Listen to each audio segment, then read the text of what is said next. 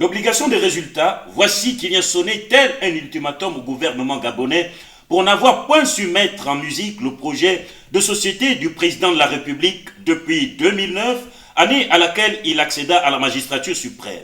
Depuis plusieurs discours, plusieurs remaniements ministériels, mais point de résultat. Malgré la bagatelle de gouvernement connu, depuis son avènement au Palais de Marbre, rien de concret. Il sort de 10 ans d'un mandat, aucune école n'a été construite.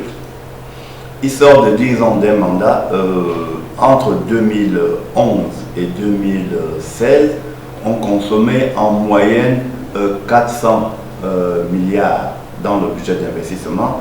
Au bout de 5 ans, ça fait à peu près 20 000 milliards. On n'a rien fait avec ça, parce qu'il parle de passer d'une logique d'annonce à une logique de réalisation. Je ne sais pas ce que lui-même il dit du tas de sable qu'il voit en face de la Cour constitutionnelle.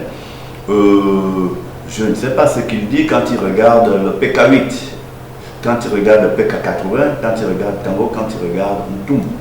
Discours à la nation, Ali Bongo se ferait-il son propre procès? Qu'est-ce que le président dit? Il met déjà à dos son gouvernement. Il dit, plus que tout autre compatriote, le Premier ministre a la responsabilité dans les brefs délais. Puisqu'il dit, il donne après une annonce, il ne fait pas que faire le récapitulatif de ce qui s'est passé. Il donne déjà, il annonce les couleurs. Il dit, moi dès 2020, je veux qu'il y ait plus d'ouverture. Dès 2020, je veux qu'il y ait des signaux. Dès 2020, je veux qu'il y ait une amélioration. Dès 2020, je veux que les Gabonais mangent mieux. Dès 2020, je veux que ça aille pour le mieux.